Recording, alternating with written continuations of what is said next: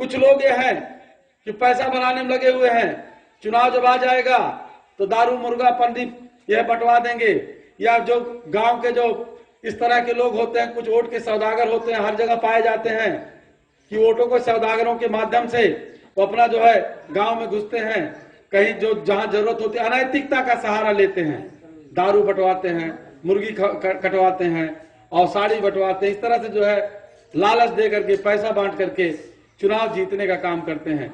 मेरे भाइयों बहनों, अगर आप अंदाजा लगाइए कि अगर ये संस्कृति कायम रही, चुनाव जीतने जितवाने की जो संस्कृति चल रही है, अगर ये संस्कृति कायम रही तो फिर लोकतंत्र कहां जा रहा है और जो दबे कुचले लोग हैं उनकी स्थिति क्या हो रही है। अप्रत्यक्ष रूप से आप देखेंगे आज जो है चुनाव लड़ने का अधिकार से वंचित कर दिए गए हैं। आप प्रत्यक्ष रूप से भले ही दिखाई दे चुनाव सब लड़ सकते हैं, लेकिन आप प्रत्यक्ष रूप से 10 लाख रुपया हो तो जिला पंचायत की दावेदारी करिए भैया नेताजी। 10 लाख रुपया अगर आपके पास हो, 4-5 लाख पार्टी में देने के लिए, 2-3 लाख कार्यकर्ताओं को देने के लिए, तब आप जो मतलब कि लोकतंत्र ये एक बिजनेस बन चुका है। मतलब कि लोकतंत्र ये बिजनेस बन चुका है। क्या ये उचित है? इस पे विचार करना होगा, इस पे सोचना होगा आप लोगों को कि क्या लोकतंत्र में ये जो बिजनेस का खेल चल रहा है, जो लोकतंत्र का नाम मिटता जा रहा है, सीधा सीधा बिजनेस, और बड़े आसानी से हमारे लोग एक्सेप्ट कर रहे हैं, बड़े आसानी से एक्सेप्ट कर स्वीकार कर रहे हैं कि भैया जकरे पैसा होए हुए चुनाव लड़ सकत है। और हमें ही लोग कहते हैं कि ये चुनाव लड़े आए हैं, एक गाड़ी लेके आए ने चुनाव लड़ी आए, फलाना 12 फार्चूनर लेके टहरत बे साथे 10 ठिकाना टहरत हैं और दई पैसा दे के आए गया, टिकट लेके आए गए, वो जीते चुनाव। आप सोचिए जा कहां रहे हैं आप। और अगर इसमें से निकल करके देखिए साथी, आवश्यकता आविष्कार की जननी है।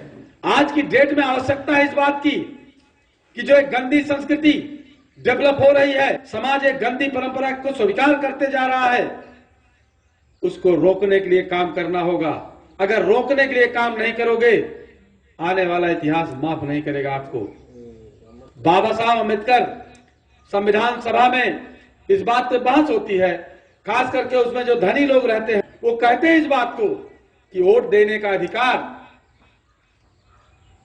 जो जिनके पास एक निश्चित जमीन हो वो राय देते हैं, सुझाव देते हैं। ड्राफ्टिंग कमेटी के चेयरमैन बाबा साहब को सुझाव देते हैं कि वोट देने का अधिकार सबको नहीं दिया जाना चाहिए, जो एक निश्चित एक मानक बना दिया जाए कि जिसके पास इतनी संपत्ति होगी, जिसके पास इतनी जमीन होगी और जो जिसके पास इतनी शिक्षा होगी। बाबा साहब को सामने बात रखी जाती, तरह तरह का तर्क दिया जाता है। इन जाहिलों को वोट देने का अधिकार दे करके क्या फायदा होगा, ये बिक जाएंगे, ये वोट इनके वोट का महत्व नहीं समझेंगे, गलत लोग चुनाव जीत जाएंगे। इस तरह की बात इनके सामने रखी जाती है संविधान सभा में। लेकिन बाबा साहब इस बात को समझते हैं, इस बात को बाबा साहब बाखूबी जान रहे होते हैं। अगर हम जमीन का जो है आधार पे जो है वोट का तय करते हैं, योग्यता तय करते हैं, तो जो है हम लोगों के हमारे लोगों के पास जमीन नहीं है। अगर हम शिक्षा पे तय करते हैं कि इतना शिक्षा जिसके पास होगी वो चुनाव लड़ेगा, अगर हम इसको तय करेंगे तो हमारे लोगों के पास शिक्षा नहीं है, क्योंकि पढ़ने लिखने का अधिकार नहीं था तो शिक्षा कहां से आएगी। बाबा साहब कहते हैं कि वोट देने का अधिकार सबको मिलेगा। बात यहां तक आती है, बाबा साहब कहते हैं अगर ड्राफ्टिंग कमेटी का चेयरमैन मैं रहा तो वोट देने का अधिकार सबको दिया जाएगा। बाबा साहब ने इसलिए जो है संपत्ति को या शिक्षा को या धन को इसलिए जो है योग्यता में नहीं रखा, इसलिए कि ताकि हमारे लोगों को वोट देने का मतलब सबको अधिकार हो। और अगर ये रख दिया जाता कि जिसके पास धन होगा वही वोट दे सकता है, और साथियों एक चीज और है, जो वोट दे सकता है वही चुनाव लड़ सकता है, जो वोट नहीं दे सकता वो चुनाव नहीं लड़ सकता। तो अगर ये दिन निर्धारित कर दिया जाता कि पैसा जिसके पास हो वही चुनाव वोट दे सकता है, तो फिर हमारे लोग या संसद के विधानसभा के दरवाजे से बाहर ही रहते, झाड़ू पोछा करते, लेकिन अंदर न जा पाते।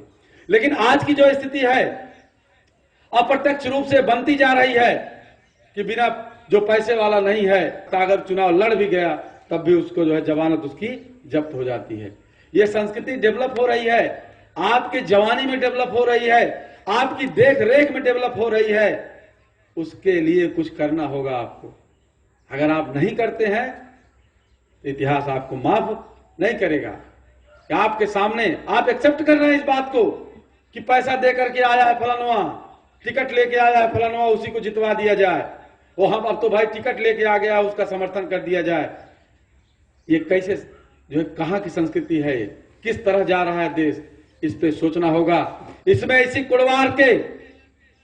कुड़वार की धरती से निकल के आना होगा और एक कहना होगा, इस गंदी परंपरा को, इस गंदी वोट की खरीद बिक्री को हम रोकने का काम करेंगे, ताकि जब इतिहास लिखा जाए, जब भी इतिहास लिखा जाए, इतिहास के पन्नों में बात लिखी जाए, ये गंदी परंपरा कायम हो चुकी थी।